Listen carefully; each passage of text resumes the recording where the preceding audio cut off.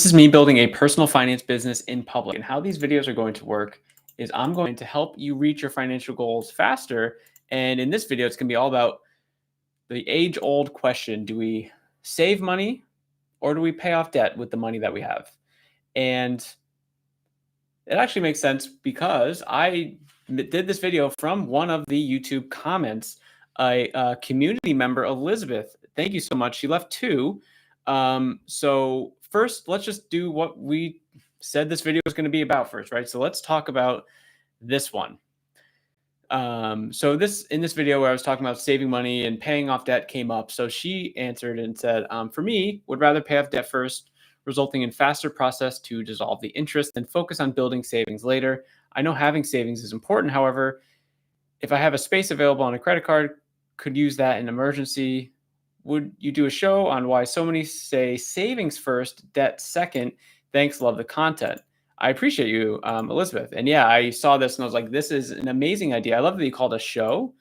It's very humbling. It's just me like turning on a camera thing or a microphone and a light. But yeah, no, I appreciate you. So yeah, let's talk about that because I think it's a big. Oh, Elizabeth, you're here now. Yes, let's go. I appreciate you. You're going to get your answered question or your question answered live here. And I'll try to do the best that I can to kind of think about this. So I do agree that many say savings first, debt second. Many also say debt first, savings second.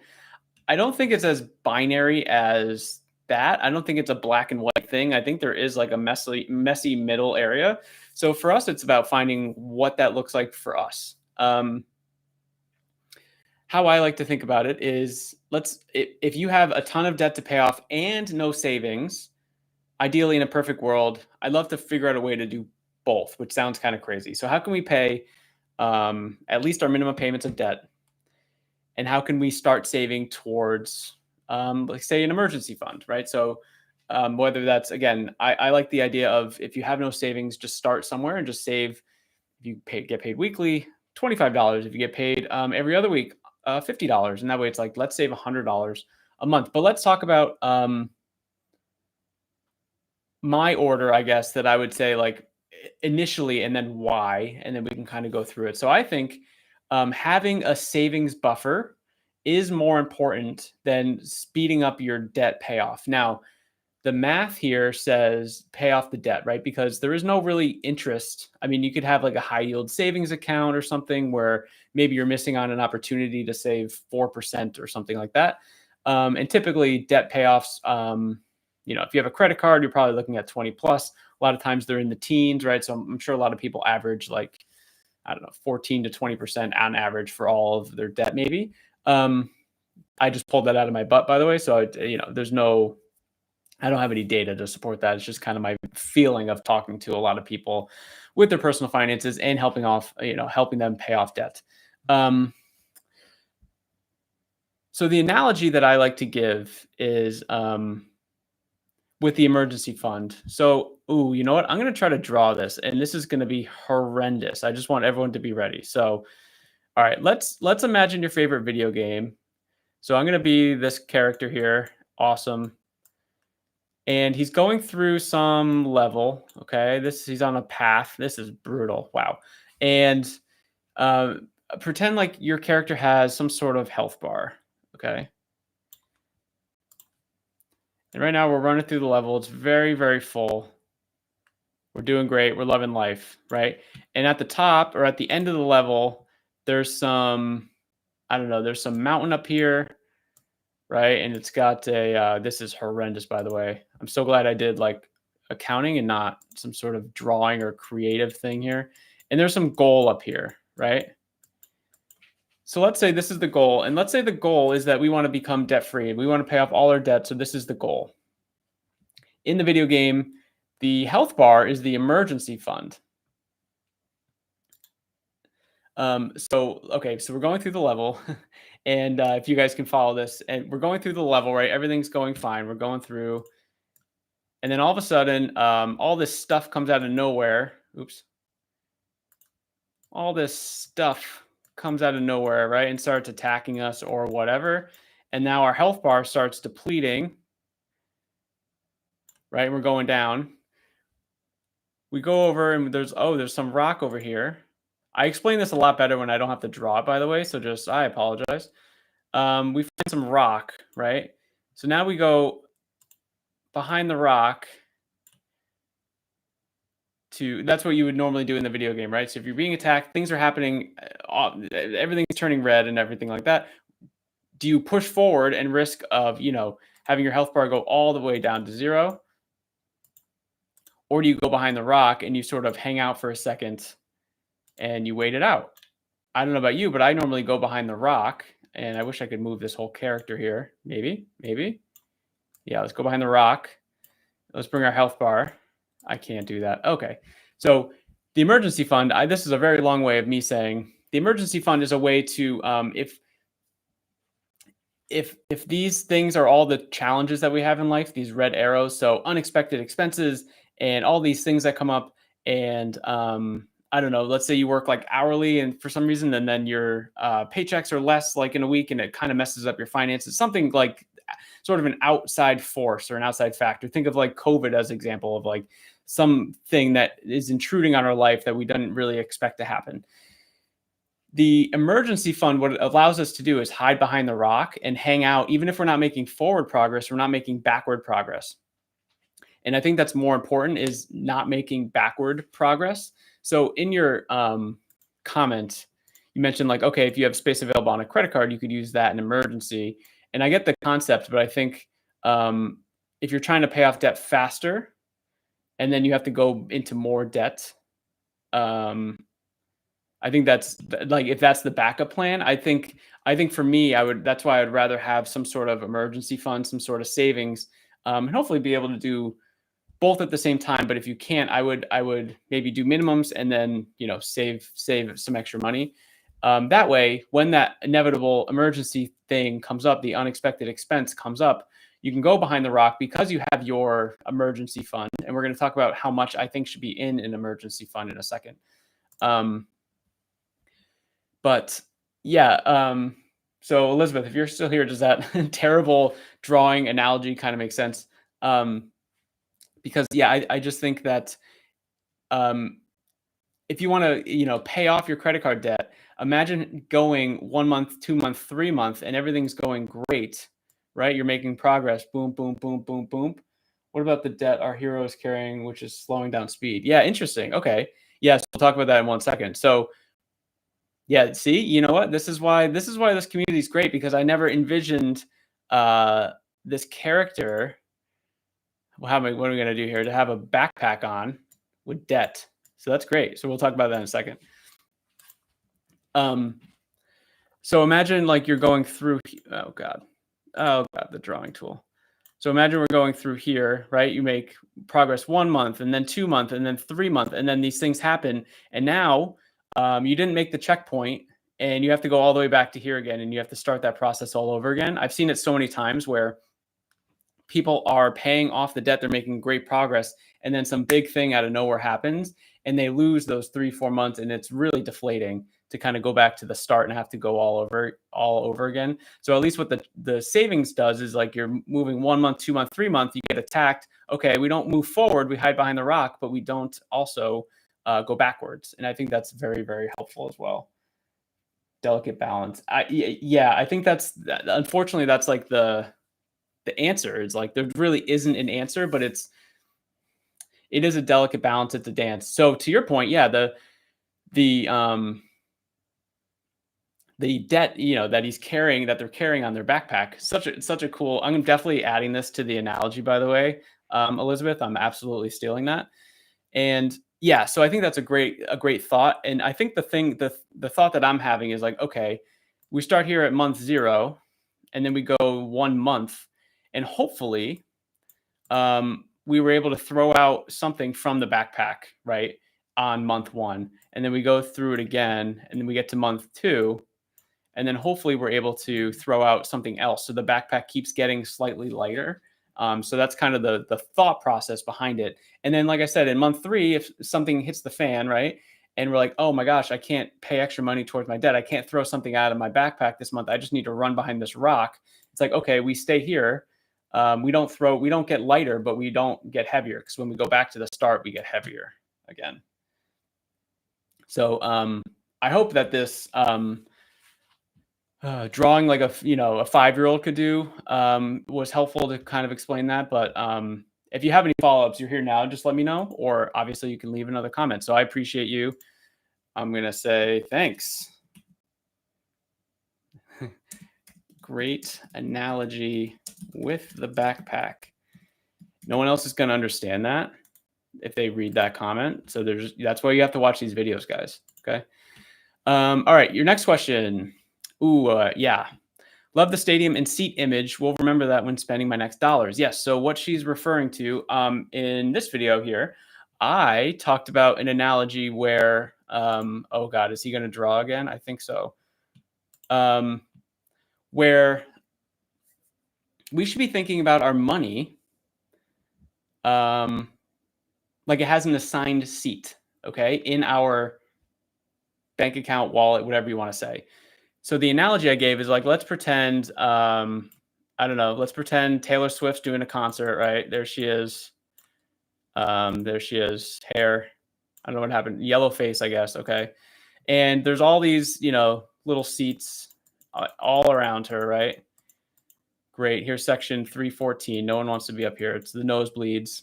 And this is the entrance. Okay. And how we go in is through here. And if you've ever been to an event or a concert before, everyone has a little ticket, right? Ticket. Nope. Ticket. I don't know why it's yellow. I guess the background. Cool. Everyone has a little ticket, and we walk in with it. And the person that works there tells us, hey, yeah, you go sit in 314. That's where your ticket is. So we want to think about this as $1. So when we bring $1 into our universe, and this is going to be the dollar here. There we go, $1. Great. When we bring $1 into our universe, we want to be able to think about budgeting like, okay, I know exactly where this dollar sits, and it sits right over here, right? And then we have another $1 that's coming in, okay? And that $1 is for over here, right? And you keep kind of duplicating the process. So it's like every person has a seat at a stadium, right? And every $1 should have a seat in your budget. And that's what the whole concept around zero-based budgeting is. Love the drawing. Yeah. I appreciate the support. I'm going to be a master drawer here. I'm basically going to be using it every day because I'm doing these videos every day. So at some point I have to improve, right? Yeah, the concept of zero-based budgeting is every $1 that comes in that month for us, or every $1 that we expect to come in, we have a home for it, and we know exactly where it's going to go. So let's say, for example, you make $5,000 a month. So $5,000 a month. Nope. $5,000 a month. Okay. This is our expected income. And we already know that we have, rent, mortgage, we have groceries, we have the subscriptions that we have, I don't know, I have childcare. That's always on my mind because it's so freaking expensive. We have, transportation, right? All these things. And we make a budget for each of them. So rent, mortgage, let's say it's like, okay, I don't know, $2,000. Great. Groceries, I don't know how much everyone spends. $1,000. Subscriptions, $100. Childcare, $1,500, right? And you get like the point here where it's like everything has a home. So we already know, okay, of the 5,000, here's how we need to allocate all of this stuff. Now, ideally, in a perfect world, what we want to do is to be able to add to our budget a financial goal, or ideally more than one, but sometimes just one is perfect. So let's say you're paying off debt, so pay debt, and you want to put $300 towards that. That's great. And now we're planning to pay $300 towards debt. And great, you also have emergency fund. Great, we will do $250, right? And you kind of get the point here where it's like, okay, we expect $5,000. So if we were to expect $5,000, where would all that money go? And that's the whole point around zero-based budgeting. So inside the community, I do have free tools.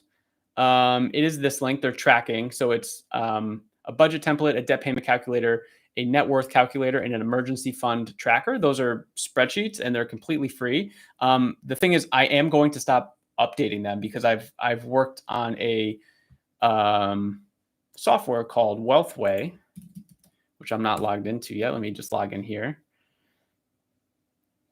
And this is way better than a spreadsheet, in my opinion. And right now I'm kind of giving access to people in the community first. So we're going through the first sort of beta testers and for August. And then in September, I'm opening it up to everyone in the community if they want it. So August was just like 10 people because I was really nervous that this thing would break with a bunch of people. I've never made a piece of software like this or anything like that. So, but yeah, if you're interested in that, make sure to check out the community. The link's down in the description, school.com/debt. And just tell me you want access to, you want to be on the Wealthway waitlist. And yeah, so that's kind of how the Wealthway is based off the zero-based budgeting. So it's you make X dollars, you bring it in, and then you kind of allocate it that way. So I hope that kind of makes sense. And I think that was a good sort of synopsis of that. So we're just going to go woo Taylor Swift. Again, no one's going to know what that means. You guys have to watch the videos. All right, cool. So that, let's see if there's any just new comments that popped up. Probably not. Awesome. So yeah, let's just go dive into the community really quickly. I did talk about some of the tools that we have. Tonight, actually, we had a money roundtable. So once a month, some people in the community get together. Anyone's invited. We can just talk about money stuff. It's pretty cool. There's some other accountability things in here. So every other Friday, we have something called Finances Friday. And it's like study hall for adults. You just go in and you block out. It's like a block of your calendar.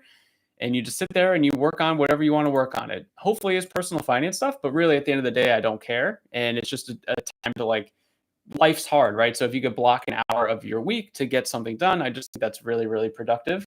And I think it just kind of helps all of us stay a little more accountable. Yeah. So inside this community, everyone that joins gets a free strategy call from me. That's something that I offer. It's a free 30-minute call. And I truly think that just someone coming in here and I have one video, that's it. There's a lot of school communities on the platform that have like hours and hours and hours of content and text content that you have to read through to like get the result. And I thought really hard and how do I make this as simple as possible? So I have a 39-minute video here. It does have some of the spreadsheet aspect in here. So I will probably update this once Wealthway, the software app, is more of a,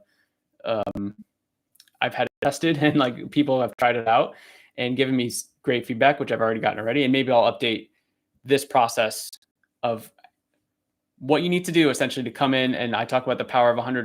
How do we find an extra $100 or more in our finances to accomplish the things that we want to do? $100 is not a lot of money. It is not going to make us rich, but it does, an extra $100 does impact paying off debt significantly, because that's when you really start attacking the interest, which is the killer on the debt. So if we can find a little extra money toward a debt, throw it towards the interest, get rid of that, it's going to pay it off way faster.